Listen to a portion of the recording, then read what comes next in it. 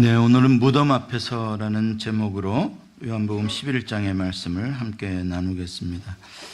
저는 오늘 새벽에 아주 악몽을 꾸다가 간신히 깨어났는데 시계를 보니까 6시 27분이더라고요. 그래서 깜짝 놀라가지고 얘 왜 벨이 안 울렸지 하고 막 너무 속상한 거야. 왜냐하면 토요일로 알았어요. 그러니까 어떻게 악몽을 꿨던지 정신이 없어가지고 토요일 날 새벽 기도 시간이 늦었다고 생각을 한 거예요. 그래서 왜 벨이 왜 안 울렸는지 그러고서 가만히 막 속상해서 생각해 보니까 다행히 주일이더라고요. 그래서 아유 한숨 돌렸어요. 무슨 꿈을 꿨는지 궁금하지 않으세요? 조폭에게 잡혀갔어요. 조폭이 한 10서너 명 되는데 막 시큼시큼한 그 무리무리한 애들인데 그냥 이쪽에 연장이 쫙 걸려져 있는 거야. 뭐 칼 뭐 쫙 시꺼먼 연장들이 그래놓고 협박을 하는데 막 무서워 죽겠는 거야. 그러면서도 이제 주여 내가 이걸 이길 수 있도록 나에게 믿음을 주십시오. 막 그냥 그 두려움과 무서움과 막 그 속에서 막 간절히 기도하다가 이제 그러고도 깬 거예요. 그러니 여러분 액션 영화 너무 보지 마세요. 제가 액션 영화를 좋아해서 그런 것 같아요. 액션 영화를 보면은 왜 근사하게 잘생긴 주인공이 있잖아요. 근데 그 잘생긴 주인공이 되게 나쁜 놈들 잡는 뭐 경찰관 뭐 이런 사람들이잖아요. 그래서 나쁜 놈들이 그 경찰관에게 원한을 갚으려고 그 경찰관의 예쁜 딸을 이렇게 어린 딸을 납치를 해가지고 너 얘를 죽일 테니까 언제까지 무슨 항구에 무슨 창고로 와라 이러거든요. 그러면은 이제 그 주인공이 탁 전화 받으면서 내 딸은 손대지 마라. 내가 갈 거다. 기다려라. 그러면 그쪽에서 경찰이 오면 죽인다. 그러잖아요. 나 혼자 갈 거다. 그리고 탁 가잖아요. 그리고서는 가가지고 그냥 보세창고 같은데 흐름한데 시꺼먼데 그냥 조폭들이 한가득 있고 그 어린 딸은 묶여가지고 입도 묶여가고 뭐 이러고 있잖아요. 그러면은 주인공이 탁 나와서 덤벼라. 그 아이는 풀어줘라. 이러잖아요. 저는 오늘 말씀을 읽으면서 그거를 묵상을 했더니 꿈에 나타난 것 같아요. 저 오늘 말씀을 읽으면서 오늘 성경 본문을 이렇게 준비하면서 읽으면서 우리 예수님의 모습이 그 영화의 주인공 같으신 거예요. 우리는 그 나쁜 악당에게 붙잡혀 있는 힘없는 그의 딸이고 근데 자기 몸 다칠 거 뭐 그런 거 생각 안 하고 탁 예수님께서 나한테 덤벼라. 너희들이 원하는 건 나 아니냐. 그 대신 그 아이 아무 잘못 없는 아이를 풀어줘라. 탁 그러고 그 악한 세력과 맞싸워서 총도 맞으시고 칼도 맞으시고 이러다가 지는 것 같지만 이겨요 안 이겨요? 주인공이? 그 악당들을 다 물리치고 이기잖아요. 예, 오늘 본문을 읽을 때 그런 느낌이 드는 거예요. 사망아 너의 쏘는 권세가 어디 있느냐? 마귀야 죽음의 권세야 나에게 덤벼라. 치사하게 힘없는 나사로 그런 거 볼모로 잡아놓고 있지 말고 그러면서 연약한 우리는 등 뒤로 감추어 주시며 나의 왕께서 대신 내 앞장서셔서 나를 두려움에 떨게 하는 대적들을 물리쳐 주시는 거예요. 제가 오늘 막 두려움에서 꿈을 깼습니다만 꿈 안 깨고 조금 더 연장되었더라면 주님이 이기셨을 거예요. 네. 오늘은 종려주일이에요. 왕으로 오신 예수님을 이스라엘 백성들이 종려나무 가지를 흔들고 환영하고 호산나 다윗의 자손으로 오시는 이야 우리를 구원하소서. 이 로마의 압제에서 이 궁핍과 이 고통 가운데서 우리를 건져 주십시오. 해방시켜 주십시오. 우리의 왕이시여 메시아시여. 예, 주님은 왕으로 오신 건 맞아요. 그런데 주님이 물리치고자 오신 주님의 대적은 로마 황제가 아니에요. 로마의 군대가 아니에요. 로마의 군대의 등 뒤에서 역사하는 사단, 그 뒤에서 이 세상의 악한 세력의 권세들을 움직이는 그 마귀, 죽음과 죄악의 세력을 물리치기 위해서 우리의 왕께서 오셨어요. 근데 이것을 알지 못하는 이스라엘 백성들은 예수님이 로마로부터 해방을 주시지 않자 바로 그 예수님을 십자가에 못 박으라는 성난 함성으로 바뀌고 맙니다. 결국 예수님을 잘 몰랐기 때문이죠. 오늘 종려주일을 맞으면서 우리도 예수님을 나의 왕으로 섬기는데, 나의 구세주로 섬기는데, 나는 예수님을 얼마나 알고 있으며 얼마나 바르게 예수님을 믿고 있는가에 대해서 한번 생각해 보기를 원합니다. 여러분들이 잘 아는 사건입니다. 이 요한복음 11장엔 나사로가 무덤에서 살아난 이야기예요. 우리 주일학교 때에도 많이 들었던 이야기입니다. 여기에 보면 오늘 두 명의 자매가 등장을 합니다. 마르다와 마리아예요. 이제 예수님께서 나사로가 죽은 지 나흘이나 되어서야 이 베다니에 들어오세요. 예수님은 나사로와 너무나 친한 친구였어요. 너무나 사랑하는 친구였어요. 그런데 그 친구가 죽을 거를 알면서도 일부러 죽은 후에 나흘이나 지난 뒤에 오셨습니다.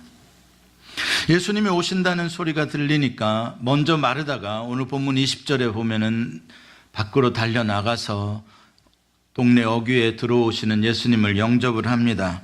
그리고 예수님을 보자마자 이렇게 말을 해요. 주께서 여기 계셨더라면 내 오라버니가 죽지 아니하였겠나이다. 그리고 그 다음에 또 한마디를 더 보태서 합니다. 그러나 나는 이제라도 주께서 무엇이든지 하나님께 구하시는 것을 하나님이 주실 줄 아나이다. 아멘 나오죠? 야, 멋진 말이 아닐 수가 없어요. 처음의 문장, 그 다음에 두 번째 문장. 처음의 문장은 주께서 여기 계셨더라면 내 오라버니가 죽지 아니하였겠나이다.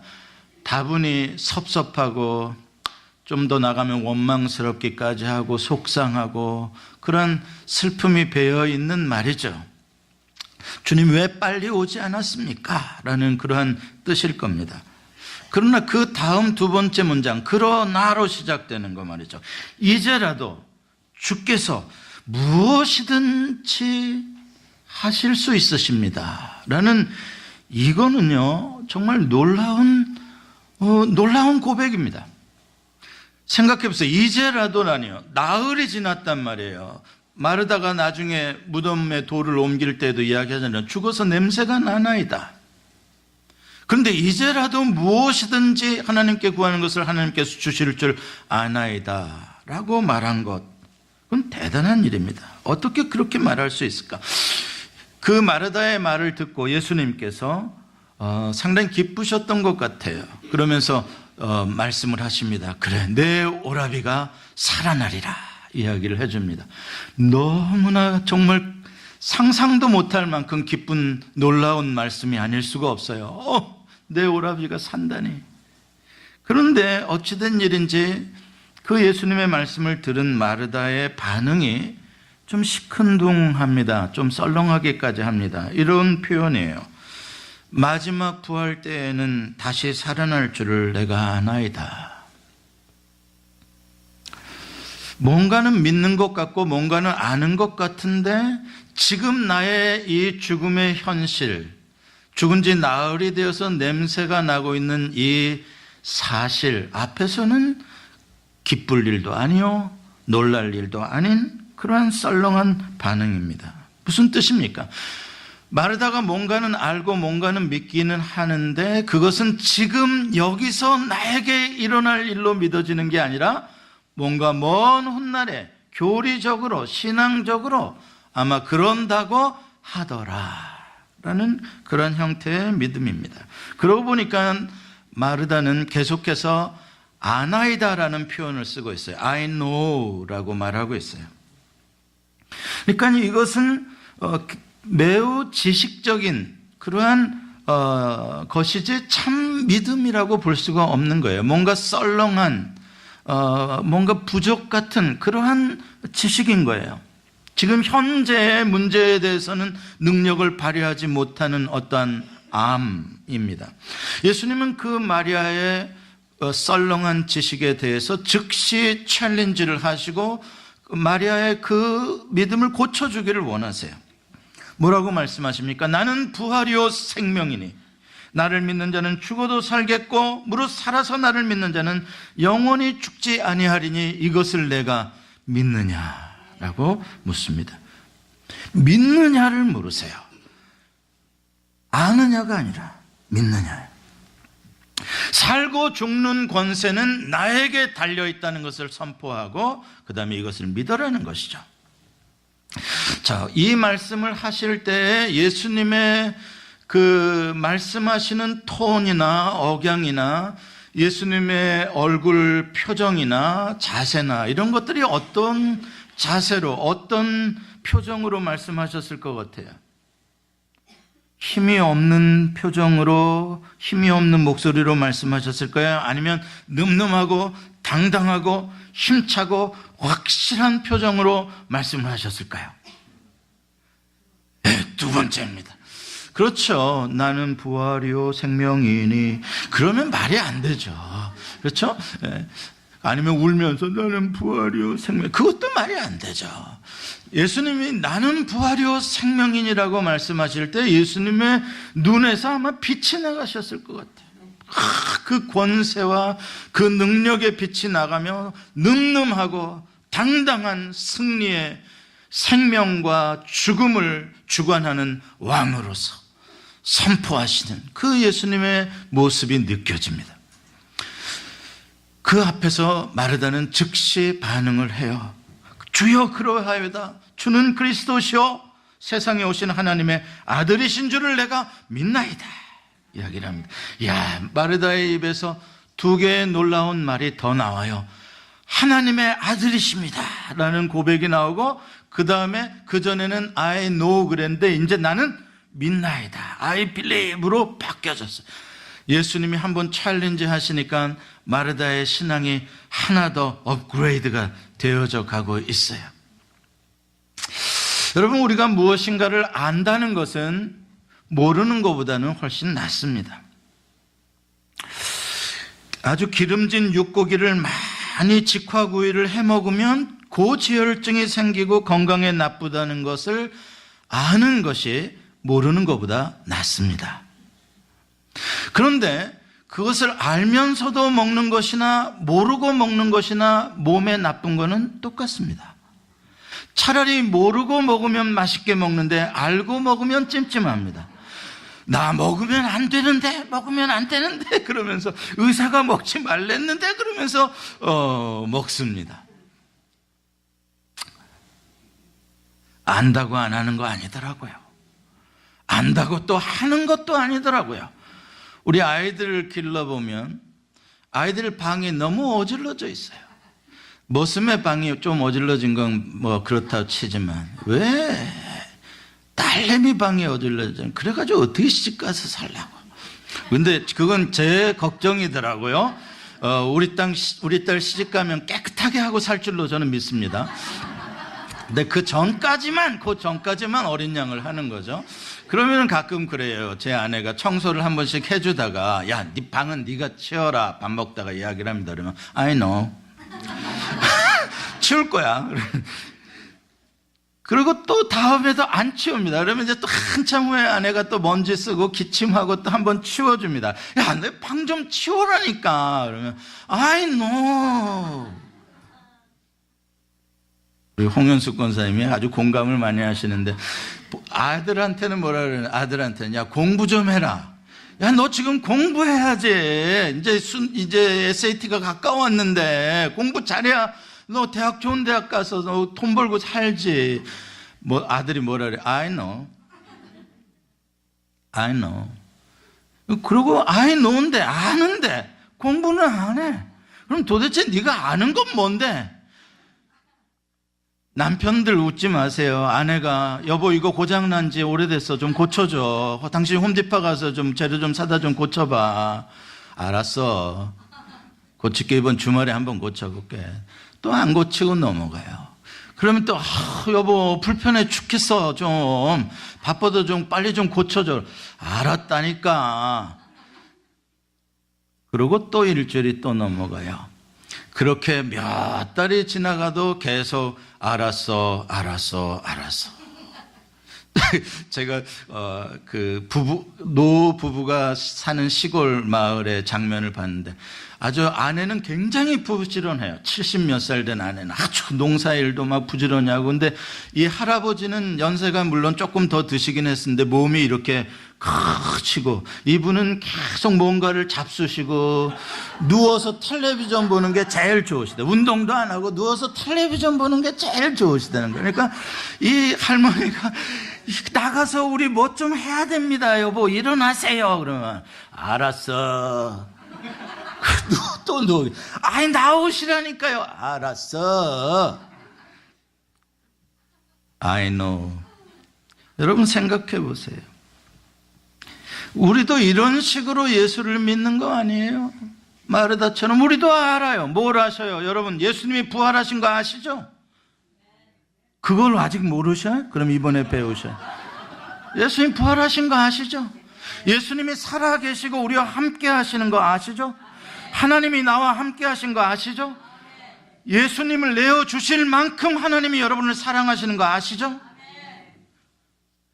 예수님을 독생자를 내어주시는 이가 우리를 위하여 무엇을 아끼시겠느냐는 것을 아시죠? 그런데 왜 무엇을 먹을까 무엇을 마실까 걱정하십니까? 왜 무슨 큰일만 생기면 죽었다고 벌벌벌 떠십니까?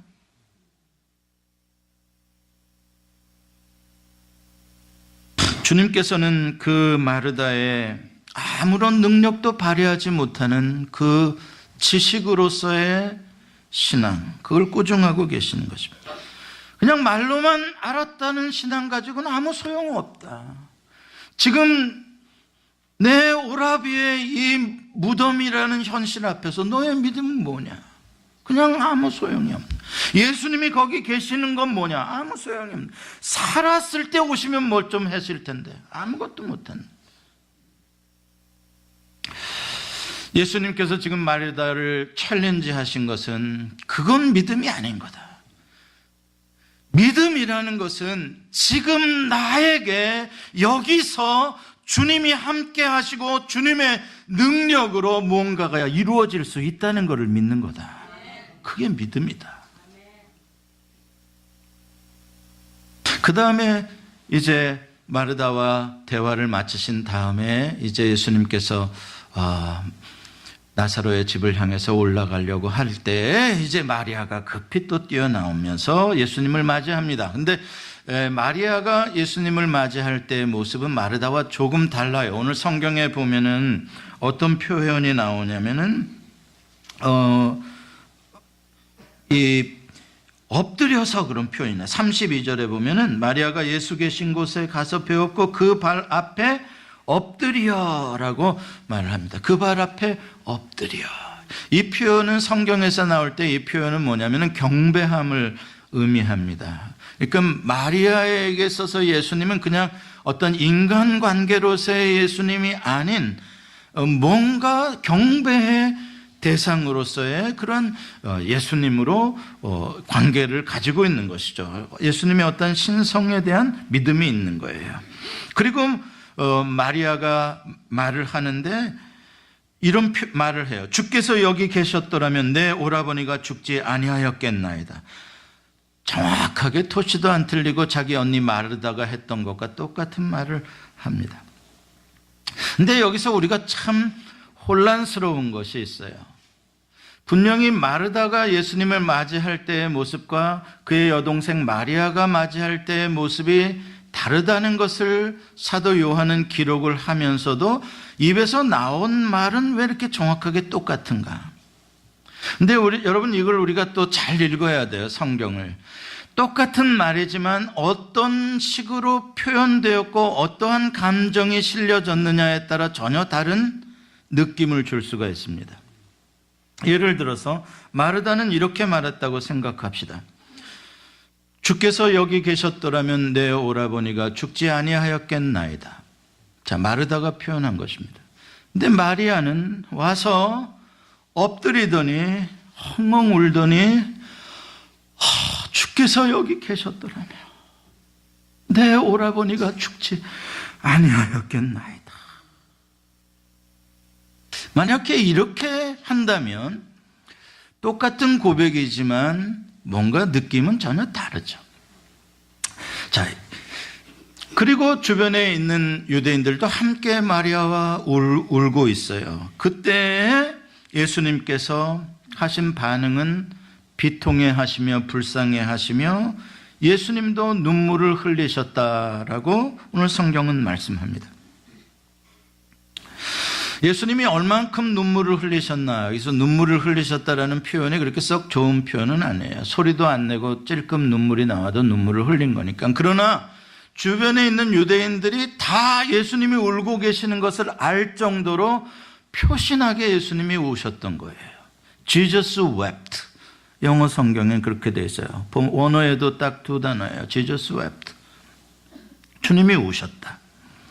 근데 그 울음은 속으로 이렇게 우는 울음이 아니라 겉으로 드러난 울음이에요. 조금 더 심하게 표현하면 좀 펑펑 우신 거예요. 이게 조금 이상한 거예요. 왜냐하면 조금 전에 마르다를 만날 때 예수님께서 나는 부활이요 생명이니라고 말씀하실 때 예수님의 그 늠름하심, 그 당당하시고 그 권세 있으심과 그 파워 말이에요. 눈에서 빛이 나가시는 그 모습에 비해서 지금 울고 계시는 이 모습은 너무 약해 보이는 거예요. 왜 이렇게 갑자기 예수님이 달라지셨나? 모습이 왜 이렇게 변하셨나? 왜 잠깐 사이에 예수님의 마음이 이렇게 약해지셨는지, 왜 울고 있는 마리아에게도 내 오라비가 다시 살아나리라 이렇게 말씀하시며 나는 부활이고 생명이다, 마리아야 울지 마라, 내가 해결해 줄게, 이렇게 말씀하지 않으시고 왜 우셨을까? 저는 여기서 나사로의 무덤 앞에서 예수님께서 보여주시는 두 가지의 서로 다른 모습에 대해서 생각해 보려고 하는 거예요. 마르다 앞에서 승리를 선포하시는 당당하신 생명의 창조주, 전능하신 예수 그리스도의 신적인 권위의 모습, 그 디바인 파워가 막 뿜어져 나가는 아주 신성한 그 포스가 느껴지는 그 모습. 두 번째는 죽음과 절망에 빠진 사람들을 불쌍히 여기시며 그들의 아픔이 예수님의 아픔이 되시며 눈물을 흘리시는 모습. 이 두 번째는 너무나 인간적인 것 같으며 너무나 사랑이 많으며 너무나 다정스러운 그러한 모습입니다.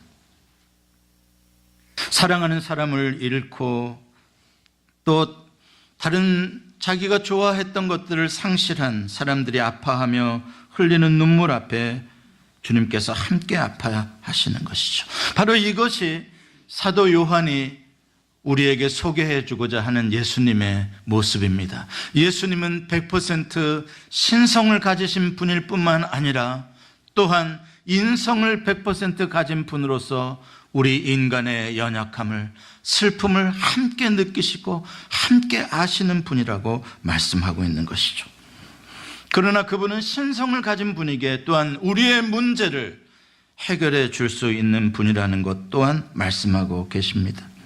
여러분, 그렇습니다. 우리가 믿는 하나님, 우리가 믿는 예수님은 전능하신 분이라고 해서 그분은 슬픔도 없고 아픔도 모르고 뭐든지 되라 하면 다 이루어 버리시는 그런 하나님이 아니세요. 우리 하나님은 무슨 큰 일을 이루시기 전에 먼저 슬퍼하고 외로워하는 우리를 찾아오시는 하나님이고 우리와 함께 울어주시고 나를 안아주시는 하나님이신 거예요. 여러분, 하나님의 눈에는 눈물이 마를 날이 없어요. 왜 그런 줄 아세요? 이 땅에 하나님이 사랑하는 자들의 눈물이 그치지 않기 때문에. 이 땅에 폭탄 속에 억울하게 죽어가는 어린 아이들의 저 절망의 눈물이 있는데 하나님은 어찌 눈물을 안 흘리실 수 있겠냐고요. 우리는 눈물을 안 흘릴 수 있을지 모르지만 하나님은 눈물을 흘리고 계셔요. 그래서 하나님의 눈은요 늘 퉁퉁 부어 계셔요. 늘 빨갛게 충혈돼 계셔요. 너무 울어서 하나님의 시력이 나빠질 만큼, 눈에서 진물이 날 만큼 울고 계셔요. 그러나 그 눈물은 단순한 동정의 눈물만은 아니에요. 나약한 인간들의 눈물만은 아니에요. 내가 너의 슬픔에 내가 어떻게 도와줄 게 없구나, 네 문제를 해결해 줄 게 없구나, 그냥 내가 울어주는 것밖에는 할 게 없구나, 그런 울음이 아니세요. 왜? 그분에겐 신성이 있으시니까요. 그분은 부활이요 생명이시기 때문에요. 그분은 모든 문제를 해결할 수 있는 전능자이시기 때문에요. 그분이 울어주시는 것은 그분이 문제를 해결해 주시겠다는 뜻입니다. 그분은 정말로 우리의 문제를 도와주실 수 있습니다. 그분이 우리의 인간들을 미워하시는 게 아니라 우리의 인간들을 뒤에서 우리를 죄짓도록 유혹하고 우리를 사망의 권세로 묶고 억압하는 그 마귀와 죽음의 세력에 대해서 주님은 진노하고 계시는 것이에요. 그래서 본문의 33절과 38절에 보면은 예수님께서 비통히 여기셨다라는 말이 두 번 반복해서 나옵니다. 비통히 여기셨다. 여기서 비통이라는 말은 죽음의 권세에 대해서 인간들이 이 땅에서 경험하는 슬픔과 상실과 그 아픔, 그것들을 주관하는 세력에 대한 주님의 진노입니다. 앵거예요.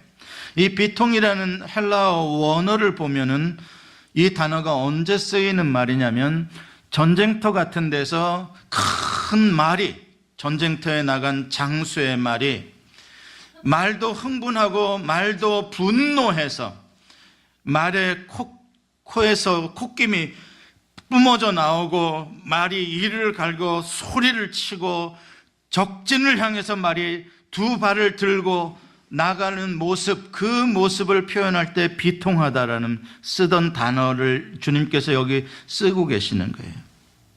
그러니까 지금 예수님께서는 무엇인가 엄청난 대적을 향해서 엄청난 진노의 이를 가시며 주님의 분개심에 콧김을 뿜으시며 그 대적을 향해서 주님이 돌격을 하시는 거예요. 마치 다윗이 골리앗을 맞으러 나갈 때와 같아요. 비록 몸집은 작았을지 몰라도 다윗은 여호와의 이름을 능멸하는 할례 받지 못한 저 블레셋 사람 골리앗을 향해 엄청난 적개심과 분노를 가지고, 거룩한 분노를 가지고 나갔던 것이죠.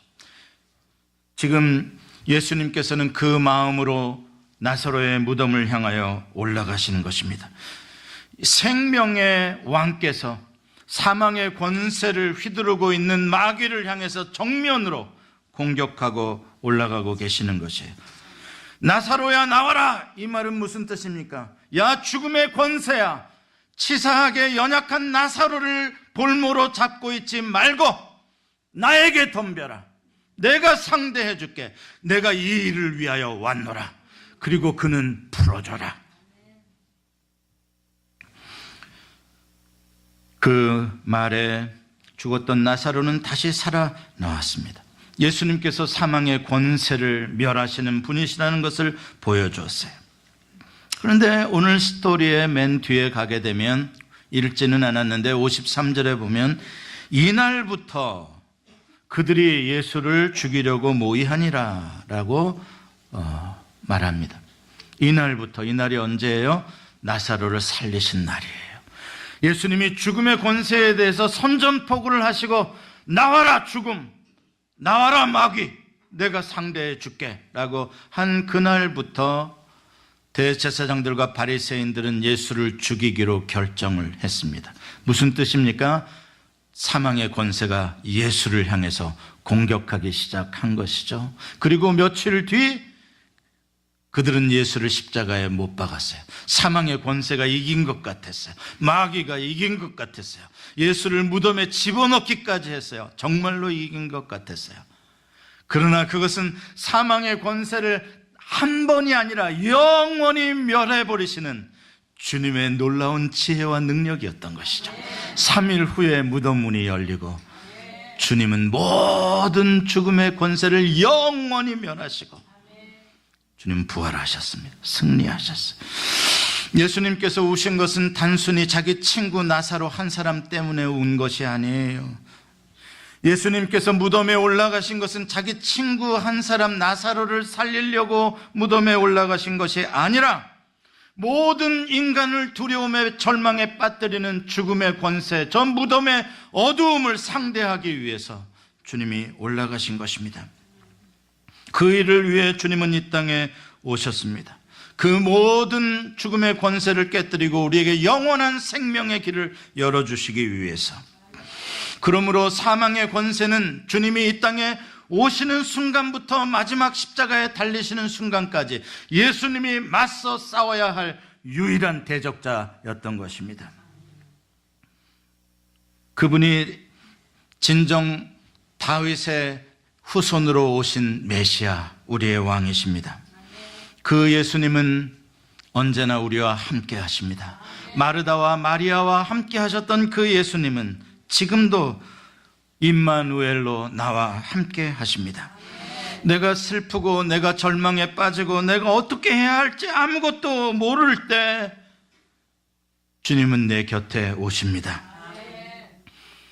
나의 기가 막혀서 나오는 절망의 눈물 때문에 주님도 함께 울으시며 나를 보듬어 안아주십니다. 그리고 내 힘으로 감당할 수 없는 문제를 향해서 주님이 명령하십니다. 내 사랑하는 자를 풀어놓으라. 풀어놓으라. 그러므로 사랑하는 성도 여러분, 무덤 앞에서 두려워하지 마시기 바랍니다. 세상에 다른 사람을 원망하거나 인생을 원망하거나 너무 슬퍼하지도 마시기 바랍니다. 물론 무덤이라는 것은 우리가 늘 만나야 하는 현실이고 두려움의 대상입니다. 사실입니다. 어찌 사랑하는 사람을 떠나보내는데 예수님처럼 어찌 눈물이 나지 않겠습니까? 아무리 믿음이 좋은 사람도 진짜 자기가 사랑하는 사람이 관에 들어있을 때, 마지막 뷰잉을 할 때 왜 눈물이 나지 않겠습니까? 지금 이 영혼은 하나님의 품에 안겼을 것을 믿으면서도 육신적으로는 눈물이 나는 법입니다. 슬픈 법입니다. 그러나 우리는 거기서 끝나지를 않아요. 왜요? 신성을 가지신 예수 그리스도, 모든 죽음의 권세를 이기신 예수 그리스도가 이곳에 내 곁에 계시는 것을 믿기 때문에, 그래서 슬프긴 한데 슬픔이 나를 이기지 못해요. 절망도 하기도 하고 두려움도 느끼긴 한데 절망이 나를 이기지 못해요. 두려움이 이기지 못해요. 어느 때는 외롭기도 하지만 그러나 외로움이 나를 이기지 못해요. 왜? 그 다음에 주님이 나와 함께 하시며 나의 외로움을, 나의 문제를 해결해 주시기 때문에. 사랑하는 성도 여러분, 우리는 지금 사망의 권세를 이기신 in Christ, 그리스도 안에 살고 있다는 것을 믿으시기 바랍니다. I know 하지 말고, I know 하지 말고, 안다고는 100번 말하면서도 실제 상황 속에 들어가면 아무런 쓸모없는 그 힘없는 차가운 지식 말고, 진짜 주님이 나의 주님, 이곳 여기서 지금 역사하실 주님이라고 믿으시길 바랍니다. 그 믿음을 가지고 고난의 한 주간을 소망 가운데 여러분들의 모든 문제를 주님 앞에 내어놓으며 주님이 부활하시는 그날 나의 모든 문제도 풀어주실 것을 믿으며 기도하시는 한 주간이 되시길 바랍니다. 기도하시겠습니다. 그렇습니다. 주님이 눈물을 흘리셨지만 아무것도 하실 수 없는 절망의 눈물이 아니라 우리의 아픔을 함께 아파하시며 우리의 문제를 해결해 주실 수 있는 능력의 사랑의 눈물인 것을 압니다. 그래서 주님이 나는 십자가 뒤로 감추어 주시고 내가 맞서야 했을 죄악의 짐, 원수마귀 죽음의 권세를 십자가에서 대신 받으셨습니다. 내가 받을 창을 주님이 받으셨습니다. 주님 감사합니다. 그래서 주님 뒤에 숨은 우리는 다시 삶을 얻었습니다. 주님, 이것은 그냥 교리적인 고백이 아니라 오늘도 우리의 모든 삶에서 내가 감당할 수 없는 문제를 만날 때마다 내 앞에 주님이 서 계시는 것을 보게 해 주옵소서. 예수님의 이름으로 기도합니다. 아멘.